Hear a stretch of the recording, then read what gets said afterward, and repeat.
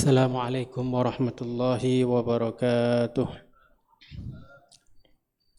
Bismillah walhamdulillah wassalatu wassalamu ala habibillah Sayyidina Muhammad ibn Abdullah wa ala alihi wa sahbihi wa mawalah. Raditu billahi rabba wa bil islami dina wa bi Muhammadin sallallahu alaihi wasallam nabiyya wa rasulah. Kullu sana wa antum tayyibun wa kullu aam nahnu ila Allahi aqrabun.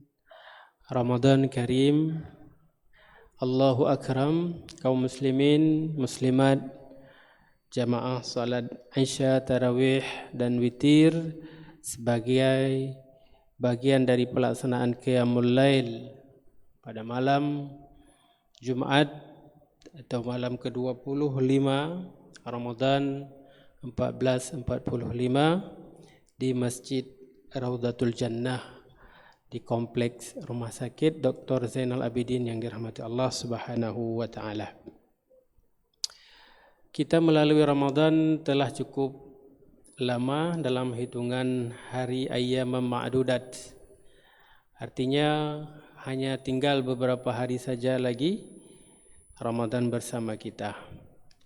Maka dalam kebersamaan Ramadan yang lumayan banyak sudah bersama kita, itu artinya kita harus introspeksi ataupun mereka-reka menghitung-hitung apa yang disebutkan oleh Allah Subhanahu wa taala, kullu amal ibni adam lahu illa siyam fa innahu li wa ana ajzi bih.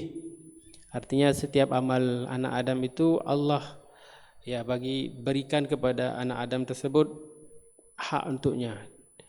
Kecuali puasa, puasa itu untukku kata Allah, dan akulah yang membalas nanti ganjaran puasa. Maka kita bertanya, kira-kira apa dibalas oleh Allah Subhanahu wa taala kepada kita nanti?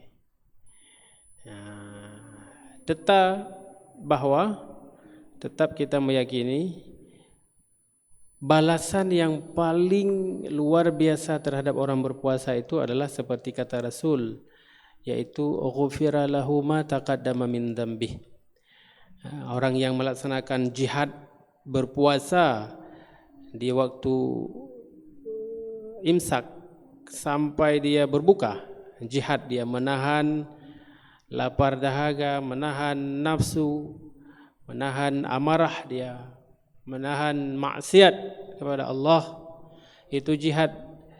Jihad satu lagi adalah dari sekarang melakukan qiyamul lail dengan mengisinya berzikir kepada Allah, melakukan salat, kemudian baca Al-Quran, tadabbur Al-Quran, mengkaji ilmu-ilmu yang bermanfaat. Kaum muslimin rahmati Allah Subhanahu wa taala, rupanya tingkatan orang-orang yang melakukan qiyamul lail sebagai jihad kedua dalam Ramadan, yaitu jihad malam, itu ada beberapa, paling tidak ada 4. Satu yang paling spesial, yang paling utama adalah orang yang melakukan qiyam lail itu sepanjang malam. Dari sekarang dia tidak tidur, dia berusaha jaga sampai larut malam dengan tadabbur, dengan salat, dengan zikir, dengan membaca Al-Quran sepanjang malam. Jadi dari sekarang salat Isya, Tarawih, Witir, membaca Al-Quran, zikir, diskusi yang baik tentang Islam, i'tikaf di malam-malam 10 terakhir ini sebagaimana kebiasaan Rasul dan menjadi sunnah Rasul. Bahkan sampai beliau meninggal, beliau i'tikaf di masjid di 10 akhir Ramadan. Dan ketika Rasulullah sudah tidak ada, istri-istri beliau melakukan kebiasaan Rasulullah itu dalam bentuk sunnah setiap 10 akhir Ramadan i'tikaf. Kemudian apalagi di 10 terakhir ini, kalau kita ikuti Rasul, Nabi bangun tengah malam, membangunkan keluarganya, mengencangkan kain sarungnya, kemudian berjihad bersungguh-sungguh untuk melakukan qiyam di tengah malam. Itu derajat ataupun martabat yang pertama. Yang kedua, orang melakukan qiyamul lail adalah dia salat sekarang, kemudian ditutup dengan witir, istirahat, tidur atau apa, nanti bangun tengah malam. Salat tahajud atau salat qiyam 8 rakaat, membaca Al-Quran sampai menunggu sahur. Jadi dia sudah memisahkan dengan waktu istirahat. Kemudian selanjutnya adalah orang yang dia bangun tengah malam. Bangun tengah malam, salatnya tengah malam. Yang terakhir adalah orang yang hanya salat tarawih sekarang, yang lemboi perut. Jadi berupaya kita di akhir Ramadan ini, ya, tujuan kita untuk diampunkan dosa oleh Allah Subhanahu Wa Taala, berjihad dengan sungguh-sungguh sampai dari sekarang itu tidak tidur, baca Quran, i'tikaf di masjid, tadabbur, zikir dan lain sebagainya. Kaum muslimin mati Allah Subhanahu Wa Taala, memang benar keinginan kita adalah diampunkan dosa, dan semua kita sudah diampunkan dosa. Tapi ada sebuah hadis Rasulullah sallallahu alaihi wasallam yang mewanti-wanti dan mengatakan bahwa sangat rugi orang yang ada datang ke Ramadan kepada dia tapi dia belum diampunkan dosanya. Kata Rasulullah sallallahu alaihi wasallam, "Raghima anfu rajulin dakhala alaihi Ramadan, summan salakha falam yughfiralah." Itu sayang sekali atau rugi orang-orang yang datang Ramadan kepada dia itu, tetapi dia tidak, Ramadan pergi, dia masih belum diampunkan dosa. Ramadan sekarang sudah pergi. Apakah kita sudah diampunkan dosa? Kita bisa mereka-reka. Berarti ada dua hadis. Yang hadis pertama adalah orang yang berpuasa, orang yang melakukan qiyam, man shoma, dan satu lagi redaksinya adalah man qama Ramadan imanan wa ihtisaban ghufira lahu ma taqaddama min dzambi. Otomatis. Tetapi dengan adanya hadis ini ada pernyataan dari Rasulullah bahwa ada juga orang yang tidak diampunkan dosa. Raghima anfu rajulin dakhala alaihi Ramadan summan salakha falam yughfiralah. Dan yang lebih luar biasa lagi, ini hadis yang digunakan oleh Rasulullah SAW dipakai oleh malaikat dan menjadi doa. Kenapa menjadi doa? Karena Nabi menjawab ucapan malaikat itu dengan amin. Kata Rasulullah SAW, qala li Jibril, malaikat Jibril itu bilang kepada saya. Hadis yang tadi juga, tapi redaksinya diubah sedikit oleh malaikat Jibril.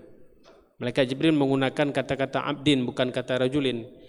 Qala li Jibril, raghima anfu abdin dakhala alaihi Ramadan falam yughfiralah. Rugi sekali seorang hamba itu datang bulan Ramadan kepada dia, tapi dia tidak diampunkan dosa. Lalu Nabi menjawab, fakultu amin. Aku jawab, terimalah ya Allah. Artinya yang tadi itu menjadi doa, dan doa itu diucapkan bukan oleh sembarangan, oleh malaikat Jibril, rajanya malaikat, dan yang mengaminkannya bukan sembarangan orang, Rasulullah sallallahu alaihi wasallam, Sayyidul Anbiya, dan pasti doa ini makbul. Maka kita kalau ada doa seperti itu, mudah-mudahan kita tidak termasuk di sana. Lalu kita mencari sekarang siapa kira-kira orang yang tidak diampunkan dosa. Yang pertama adalah orang yang berpuasa tetapi dia kekal dalam maksiat.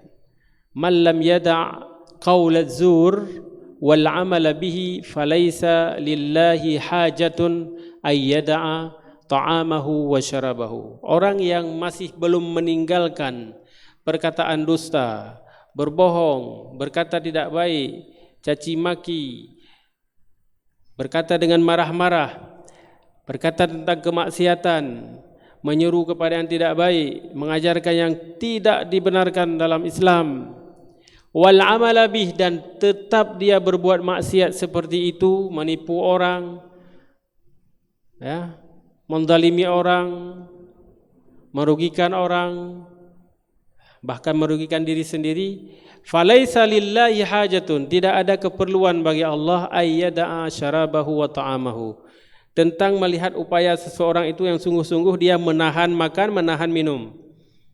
Jadi rugi orang yang tidak meninggalkan perkataan yang. Maka kaum muslimin rahmati Allah Subhanahu wa taala, puasa itu juga terhadap ucapan, bukan hanya makan dan minum.